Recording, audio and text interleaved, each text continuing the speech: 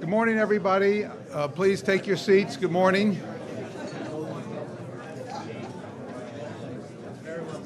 It's 8:30. We like to start on time so we can end exactly at 9:30.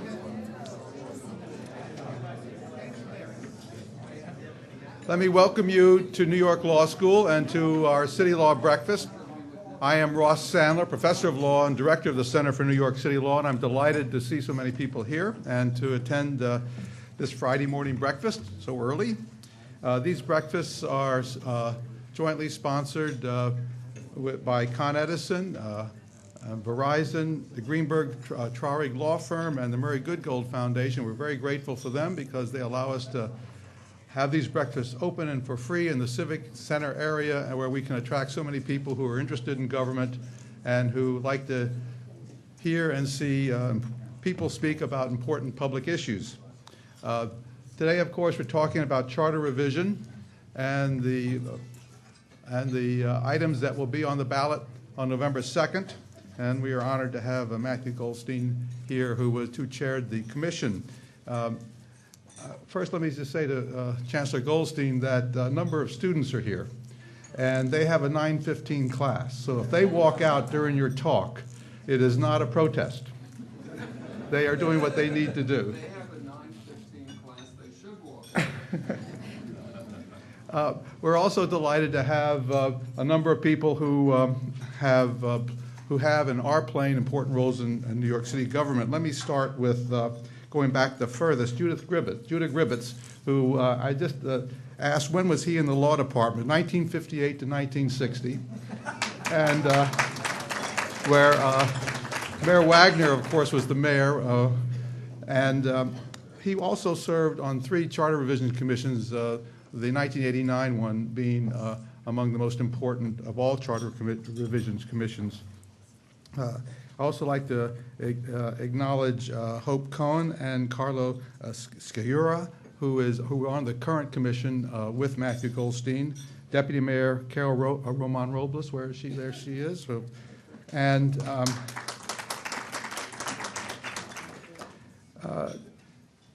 I guess I should make sure that Chancellor Goldstein knows that Jeffrey Wiesenfeld is here, who is a board member.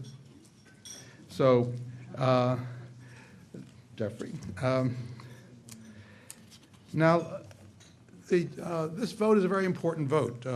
Charter revision votes are exceedingly important because they do write into our charter or not write into our charter important changes needed in the times that we live in.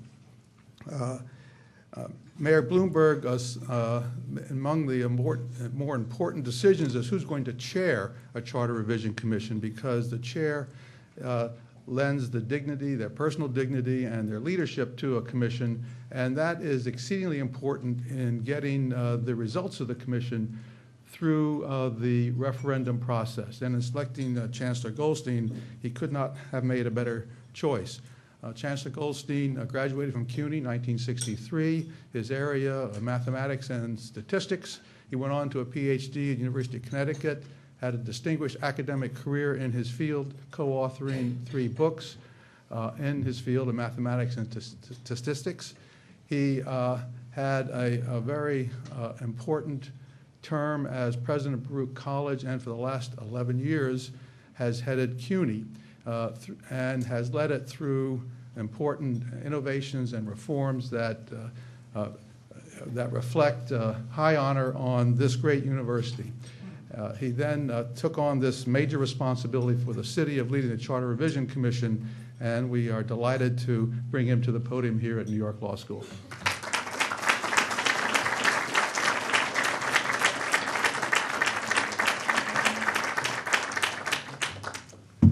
Thank you, Ross. Let me just boot up this iPad.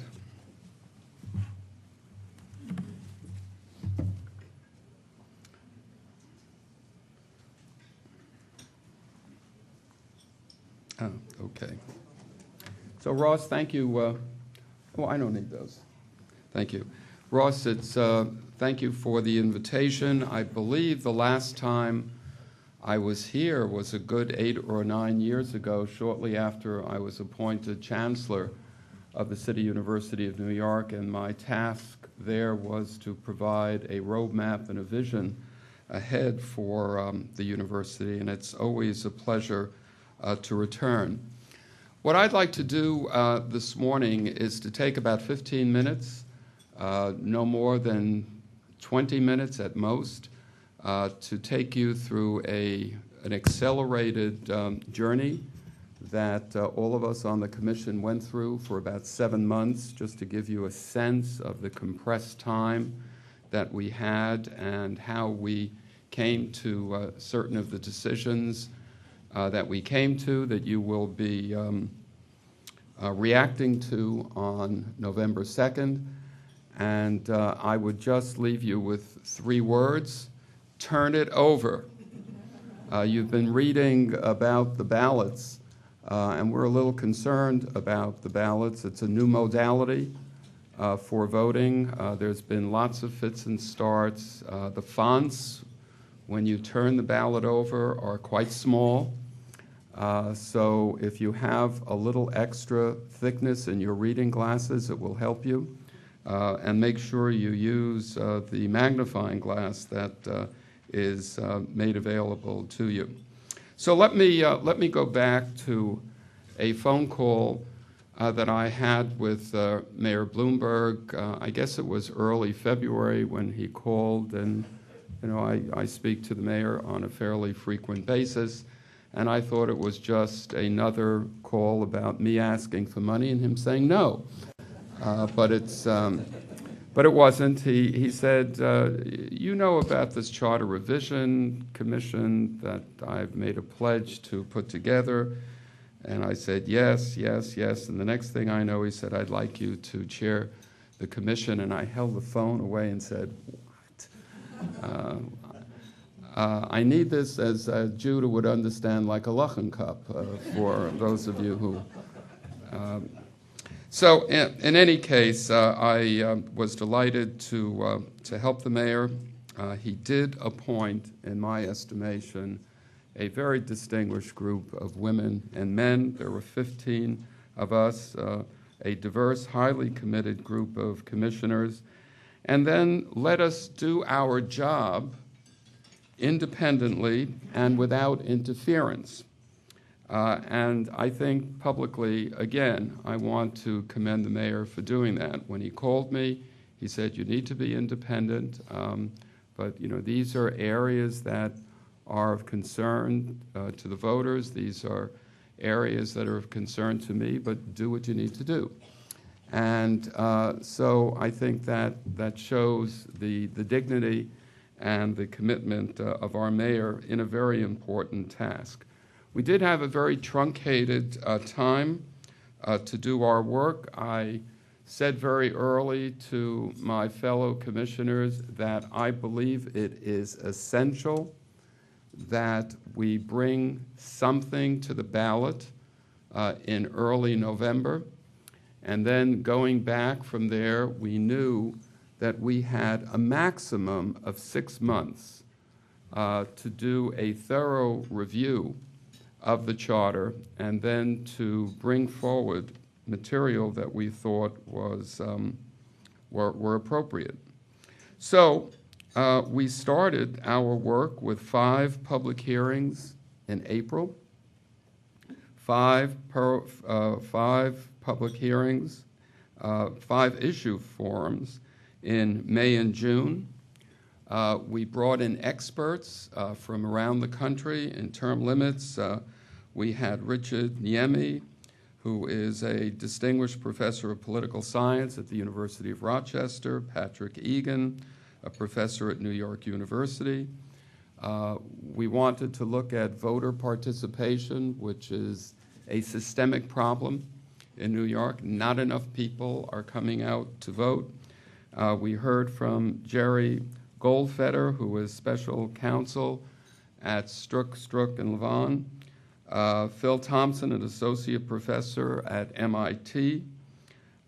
We asked people to help us sift through the very, very difficult and changing landscape around government structure, and Here we were helped by Eric Lane, who is a former executive director of what I call the Uber 1989 Commission. He is now a distinguished professor at Harvard at Hofstra University and a senior fellow at the Brennan Center for NYU. We were assisted by Doug Musio, who is a professor at the City University of New York. We also felt that we needed to have some expert testimony on the issue of public integrity, which was an area that we had particular interest in. We asked Richard Rifkin, special counsel to the New York State Bar Association, to assist us in sifting through the substantive ideas. Richard Briffault, who is a distinguished professor at Columbia University's Law School. We got to land use and asked David Karnofsky, who is general counsel to the New York City Department of City Planning, Paul Selver, a partner and co-chair of the land use department at Kramer Levin, and on it went. We solicited expert reports to help guide our work. The preliminary staff report on matters that we heard from hundreds and hundreds of people as we traversed the 5 boroughs several times. That preliminary report tried to encapsulate the essence of what it is that we heard, and then our job then was to cull and project down so that we could do the things that we thought were important. After that preliminary report was made public, we had open meetings in all 5 boroughs that I thought was critically important, and we certainly did that. The unprecedented outreach, I think if there is one defining principle for this commission, is that we utilized technological platforms that were not available to other commissions, but were certainly available to us. Webcasts, webinars, twitting, using Facebook. For those of you who saw the movie, it started as The Facebook, but now it's called Facebook. Inside story, but if you haven't seen the movie, I have no equity position in this movie, but it is a very, very fine, it's a very fine film. We did PSAs in several languages that were provided to us by the help of CUNY TV, and Jay Hershenson was very, very much involved with that as well. We really reached deep into communities as never has been the case before. But very early on, as somebody who approaches life in a much more analytical way, sort of a linear thinker rather than one who twists and turns, I laid out 4 very basic operating principles that I thought was essential as we proceeded with our work, to give some structure to our deliberations. And the 4 were really quite simple. Number 1, did we have enough time to study the issues? For me, due diligence was an operable principle. If we did not feel that we had enough time to drill at, I had metaphors. They were largely mathematical metaphors, and people would roll their eyes after a while, but this one is not a mathematical metaphor. I said, did we have enough time to drill deeply into the bedrock of the issues? If the answer was no, it was my view that we should put that aside and wait until we did have the time. Would we have enough time to educate the public? Today is yet another road towards educating the public. I spent many days with editorial boards, lots of television shows, radio shows, interviews, public speaking. This is the education phase of the Commission's work. We're not advocating, nor should we advocate, but we are obligated to educate. And if we can't educate, it's not the right thing to bring to the ballot. Third, here was the mathematician in me. What was the likelihood of success? If we're going to bring something to the ballot, we want to maximize the probability that we will be successful. And we had to make, that probably was the hardest thing, because there's a lot of judgment here that we needed to depend upon. And lastly, which I think is the most overriding aspect of our work, will these results lead to a better functioning government? Those were our five guiding principles. By August, remember, we have to finish our work by the end of August or the very beginning of September in order to meet the legal requirement of 60 days by the time we deliver our recommendations to the city clerk, and then the voters react on November 2nd. So by August, the Commission agreed on a set of proposals to place before the voters. First, term limits. We knew de novo that term limits was going to be a lead result for us. It was not something that was debatable. We knew the voters expected us to do this, and we did. Never was there contentiousness, never was there acrimony, but spirited debate and passion was very much a hallmark of our discussions about components of term limits. There were many on the Commission that were opposed to term limits, period. There were many people on the Commission that wanted to inoculate, and that was a word that I used, inoculate the charter from intrusion on a going forward basis. That if we brought something to the voters and they voted and the charter captured that material, how can we inoculate the charter from behavior that we may not be supportive of? And lastly, the thing that surprised us all was about implementation. Should there be immediate implementation, or should there be a term that I used, a more gradual glide path towards implementation? And those issues were debated professionally and with great, great spirit, and these are the recommendations. On the ballot in November, we will have a term limit question that has three components. One, limit of 2 4-year terms for elected officials applicable to officials first elected to office on or after November 2nd, 2010. And what I think is the most profoundly important part of the whole term limit proposal is to prohibit, on a going forward basis, the City Council from altering the term limits of elected officials then serving in office. We refer to that component of the term limit provision as prospectivity.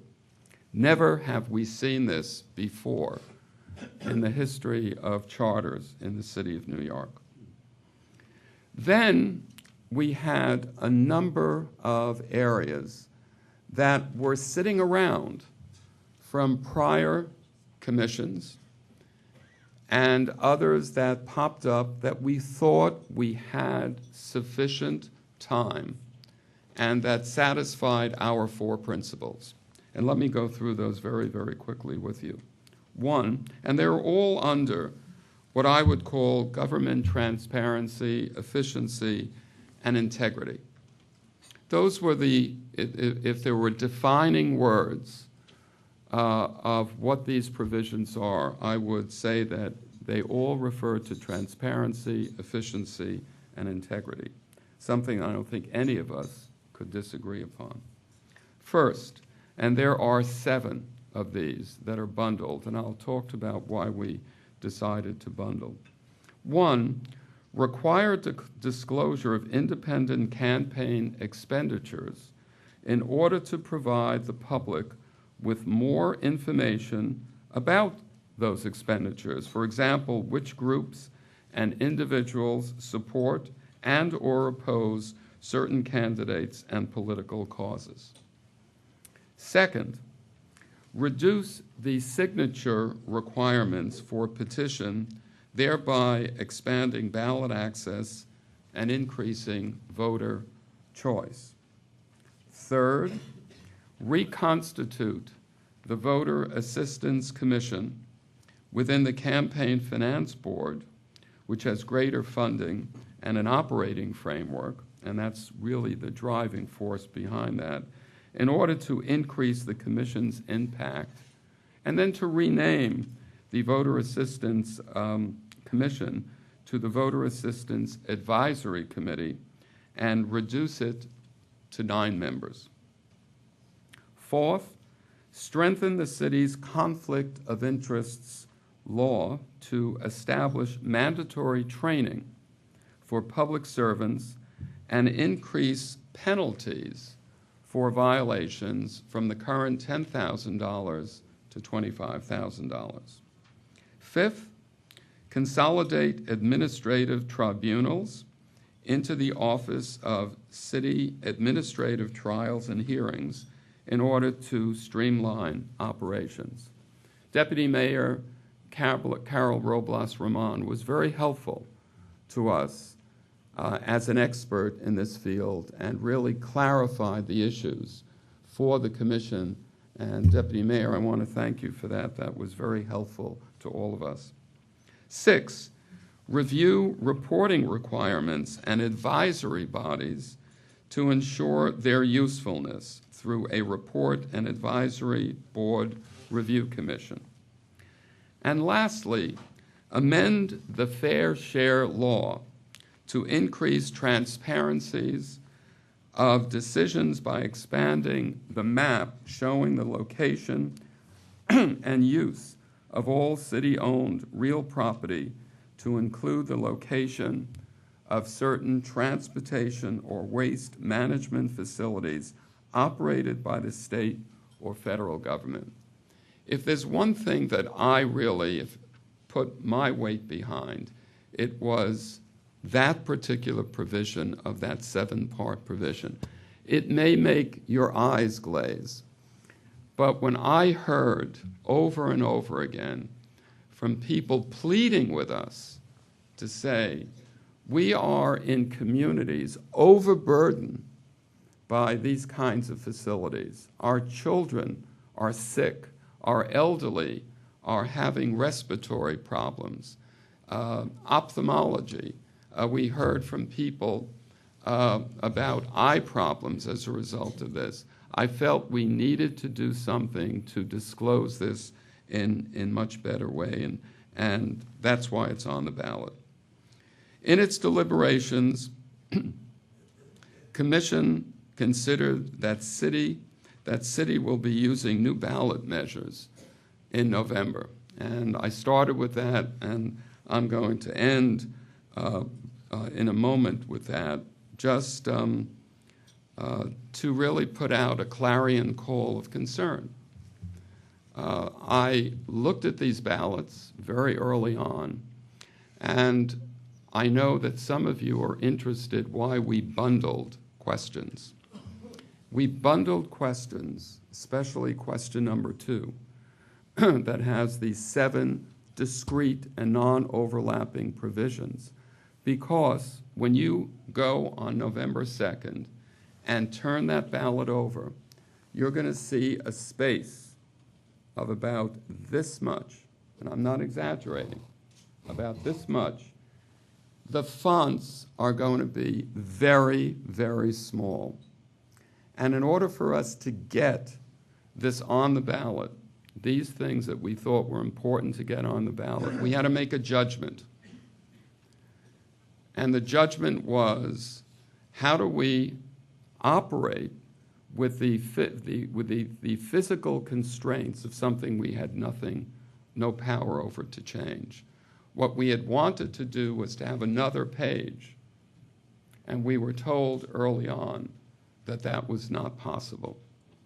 So we were left with a very, very small amount of space, and it was a judgment. Now, this is an area I know a little about in terms of designing experiments. And the literature is mixed on the propriety of doing something like that. Others, some say there's no problem. Others says there are correlation effects that may influence the answer of one component and bleeding over to another component. It's not a perfect world, and it's not a perfect system. But we made the judgment that given the physical constraints of what we had to deal with, we decided to move forward with that. On the first question, it was deliberative to put those three together because we felt term limits needed to be presented as a package rather than individual votes. And so we deliberately bundled those three components. That was not the case with question number 2. Let me talk about why we didn't put certain things on the ballot, if my voice is able to make it.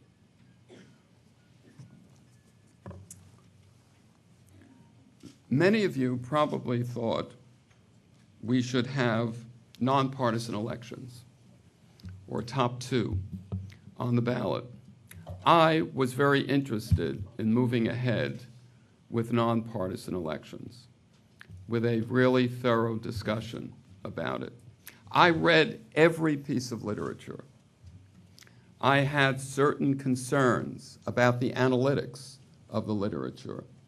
I had certain concerns about the empirical evidence and how it would relate to New York City, reading closely.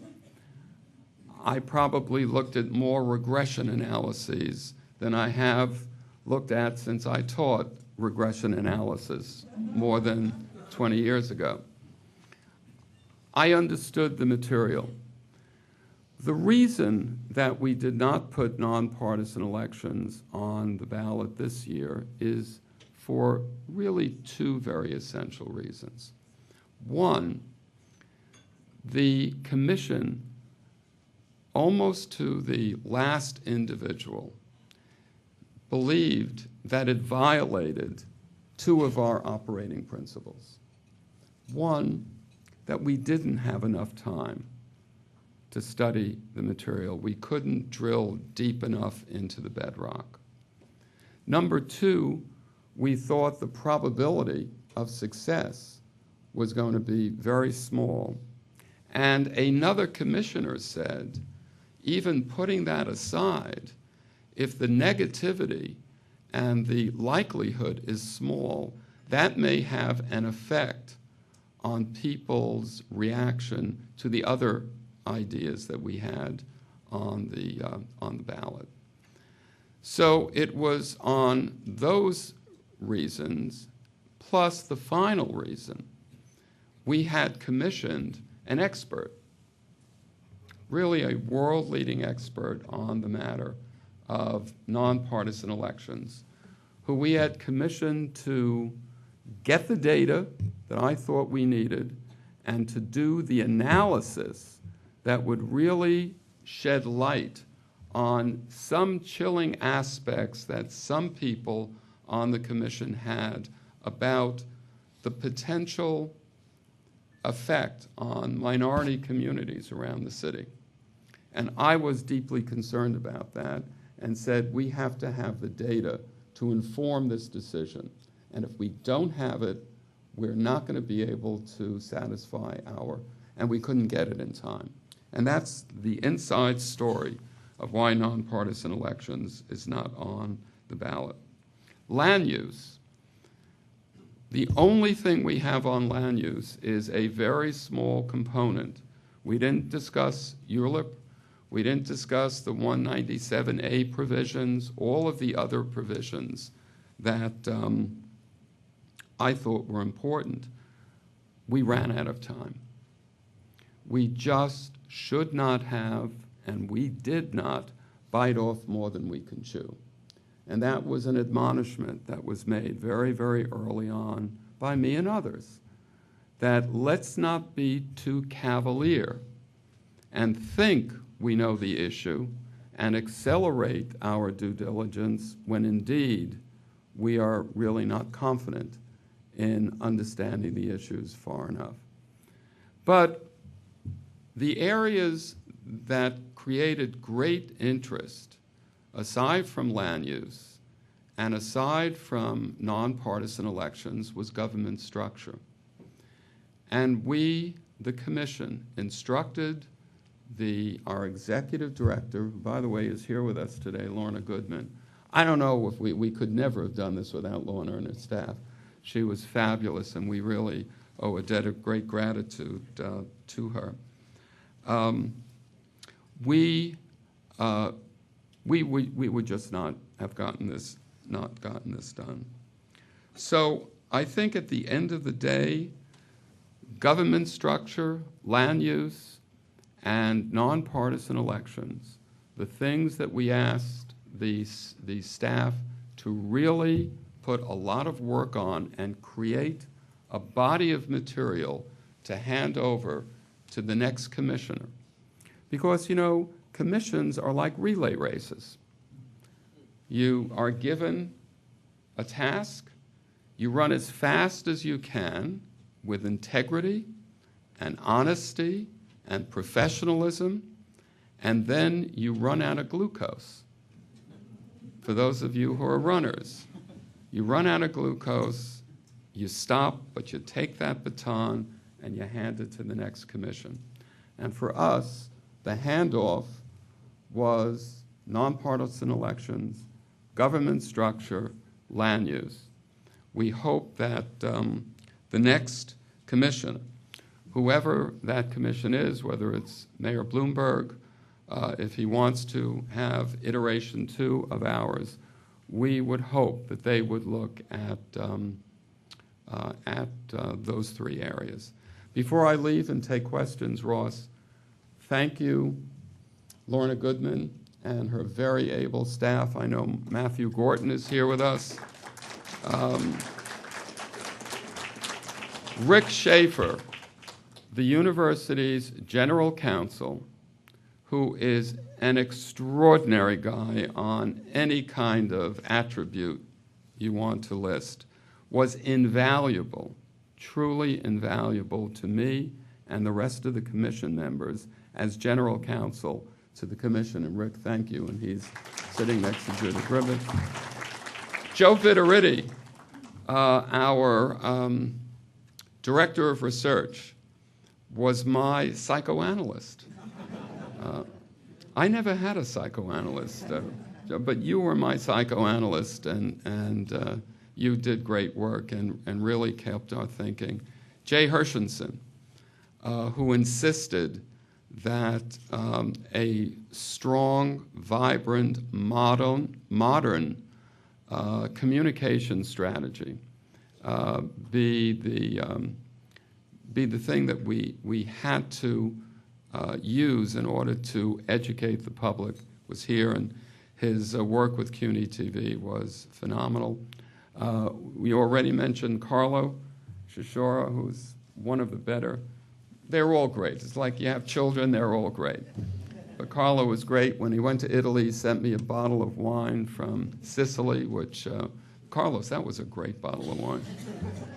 And I don't see others. I think Hope Cohn was here earlier, but I think she had to leave. With that, I'll conclude and take any questions.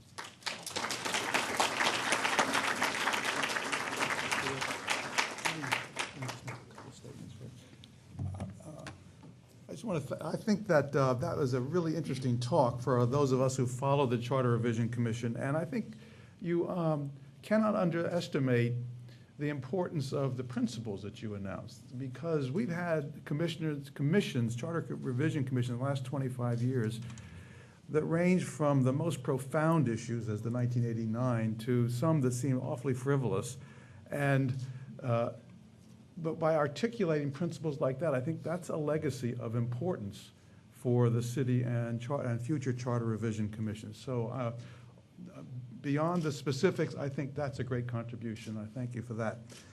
We're going to open up to questions, and we have microphones here. You go to the microphone, and let me preempt you with Mr. Carroll, who's a student and may have to go to class. So we're going to put him up first. Look at that. My first question is about question 1 on the Charter Commission. Why did you allow for the newly elected members of the council, the advocate, and the controller, if the question passes, be privy to 3 terms and not 2? It seems to be rewarding them for the bad acts of the mayor and the former council. Great question. I can see he's a good student. And I'll answer it very directly in 2 ways. One, none of us believed that our job was to effect policy based on punitive judgments that may or may not be the case. Some people have very strong views on what happened in 2008. We know that nothing was illegal and nothing was unethical. So whether you have views that we ought to punish people, and there's a whole movement now to throw the bums out, we didn't operate, and I insisted that we would not operate that way. We were not about punitive work. I am more interested, and I can only speak personally now, about long-term structural reform. And whether you have a few members of the city council, and we're really talking about a few handfuls, have an opportunity to get back in the game, whether somebody has another interest in running for another term, to me is trumped by the much bigger question about focusing on long-term structural reform.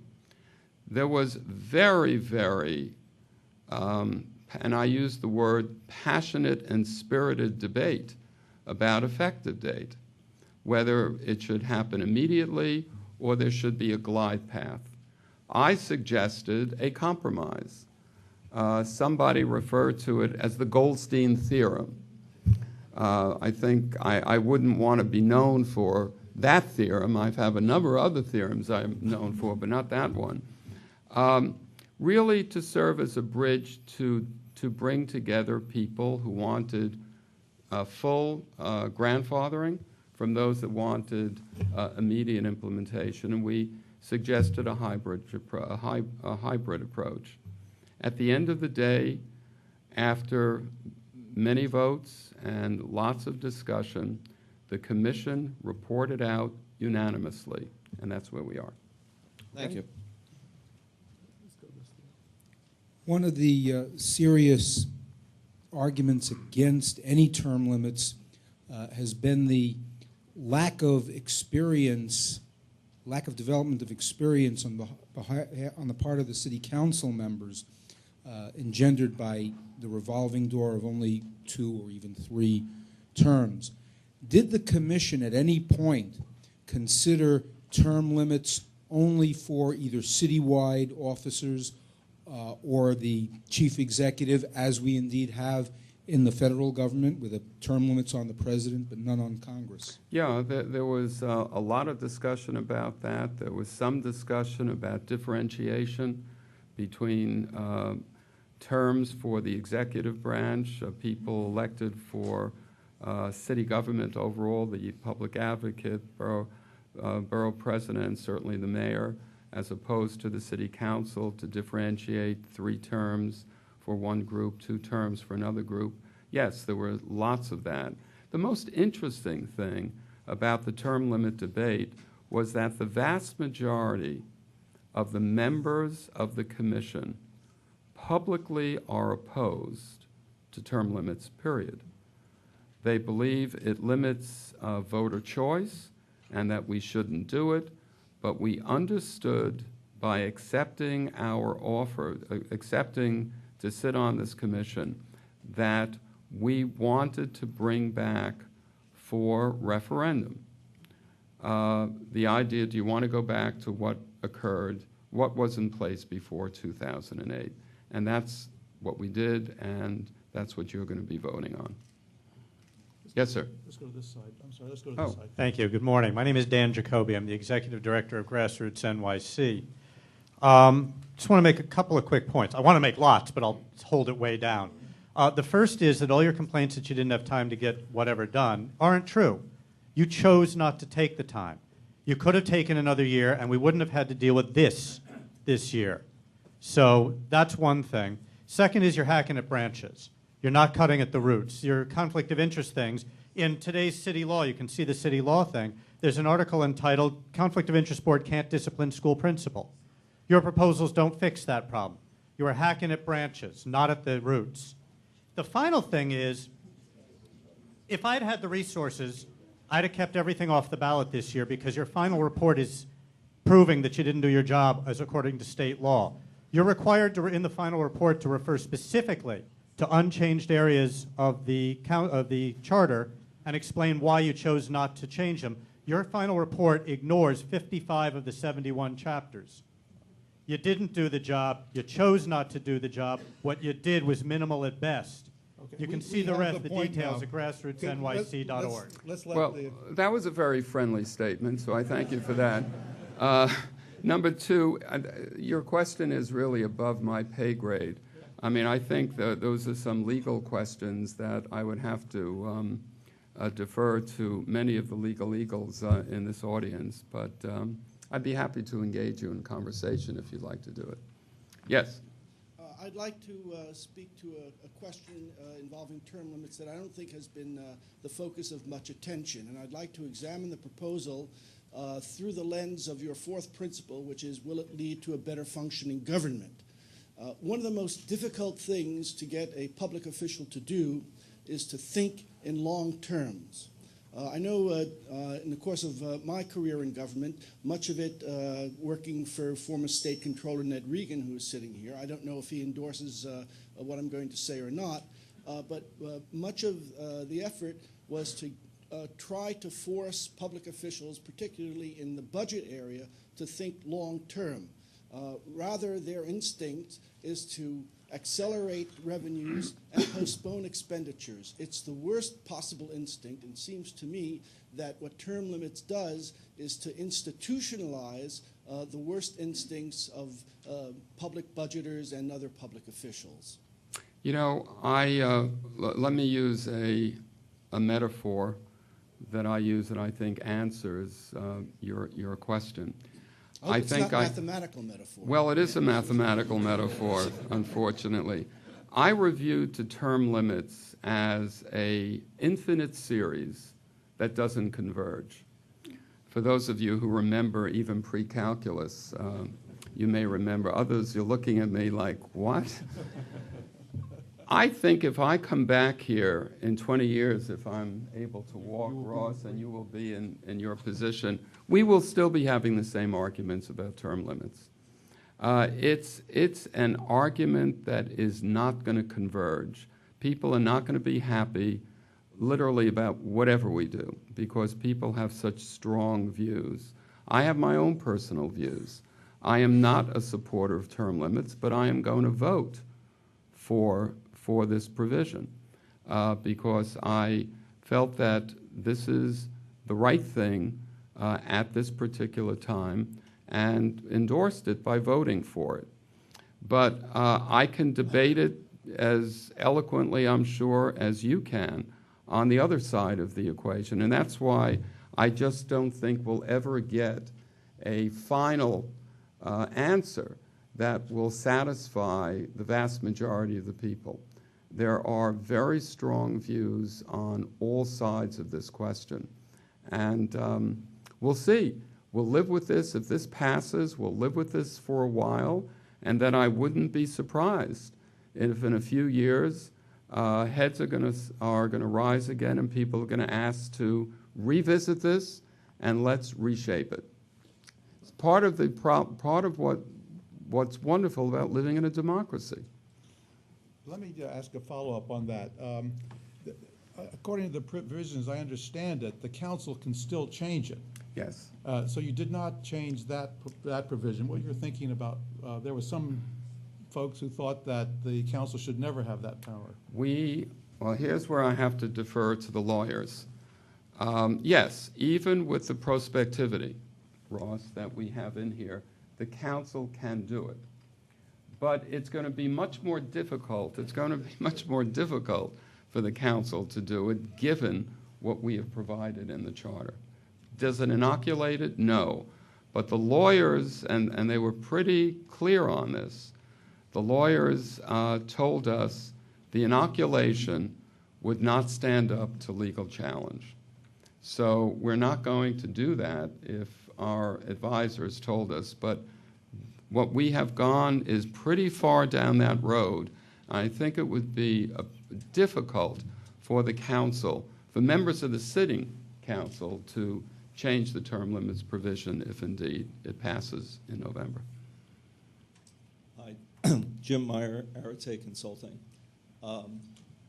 Really building on some of the questions that have been asked before, and by the way, this is meant as a friendly question. I do like the recommendations in here.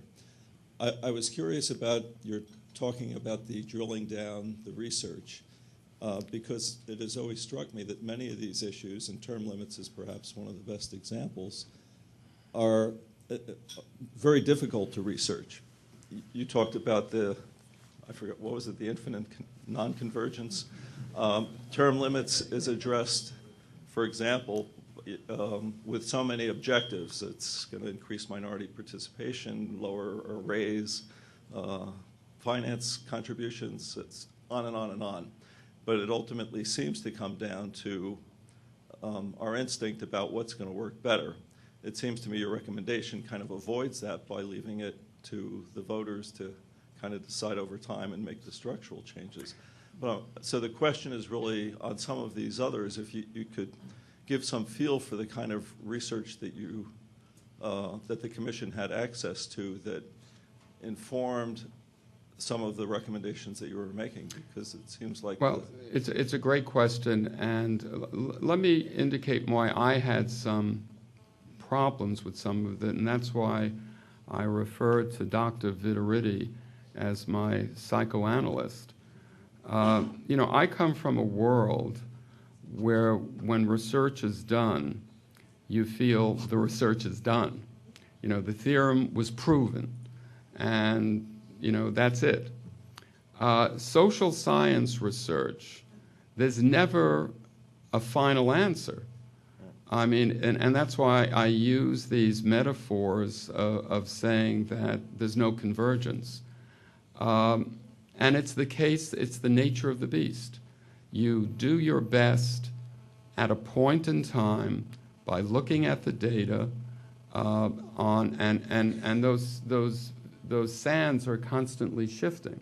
So you can't come up with a definitive decision in 2008 and assume that it's going to be as applicable in 2012 because so many of the variables are shifting. And that's the nature, the excitement, the beauty of social science research, because it allows you to constantly refurbish what it is that you're doing and taking a better look. The best social science research, I would say, and Joe, you're much more attuned to this, is that you want to be able to make conclusions that have as wide a time span as possible. And we believe in the research that we looked at for the recommendations that we did, that time span is maximized. But it won't be there forever. You know, Fermat's last theorem was proven. You know, it's over. Good morning. I'm Morgan Pachman from New York Civic. I wanted to thank you, Chancellor, for the work that you've done. Followed the proceedings very closely, and I personally intend to vote for yes on both the referenda. I do have a great deal of thoughts about it. I know that some people have questions about the second ballot initiative because of the bundling together, but I want to say that I feel that if every time we were looking for perfect reforms, that many of the great reforms in New York City history would not have been enacted. And the fact that we're going to lower the number of signatures to get on the ballot, I think, is reason enough to vote for question number 2. But I actually wanted to talk about question number 1 because I have some serious misgivings about it, despite the fact that I intend to vote yes about it. With the grandfathering that we found is not going to take effect until 2021 and will really benefit ultimately just 33 elected officials, that seems to me that the reason that this Charter Commission was put together in the first place was because the public felt strongly that the mayor and the city council had done an end run around the will of the people and overturned referenda that we passed in 1993 and 1996 and hopefully again in 2010. And I don't feel that with this grandfathering that addresses the underlying reason why this Charter Commission was put together in the first place. And I wonder if there is some other example, because I've looked into this, where as voters in this country, we voted for something that wouldn't take effect for essentially 10 years and then will only benefit such a small number of people who are already in a position of such great privilege. Well, let me just correct the record. It takes effect fully in 21. In 2 years, about 19 members of the council are going to have completed their term, independent of what it is that we did. Just a couple of years after that, there will be another group that will leave. The one that it affects mainly are the people who were just voted in 2009, because they will have, after they complete their first term, they will have an opportunity for 2 additional terms. I think it's better if you think of this as a glide path, rather than concluding that this thing doesn't take effect until 2021. That I think is I don't think that is an incorrect statement. It takes fully, it's effected fully by 2021, but long before you get there, the dominant number of the members of the city council will have exhausted their opportunity to run for re-election. So that's the first point I would make. The second point is what I responded to already. You're having, and so many people are having, and I'm not saying it's not legitimate, you're having a guttural reaction to what happened in 2008. You think it was wrong, and that's fine, having that view. Our job was not to make judgments, not to make moral judgments on behavior or motivation of people. Our job was to look for long-term structural reform. And that's what I think we accomplished in question number 1. In addressing ballot access, was the commission at all concerned about the danger of increasing the kook factor in local elections? Factor. Yes, rather than encouraging. You know, I wish I would have used that, and I haven't heard that. That's good. I like the kook. Rather than encouraging serious debate about important public issues. No, we did not discuss the kook factor at all. But I hear where you're going. Thank you very much. Okay, thank you.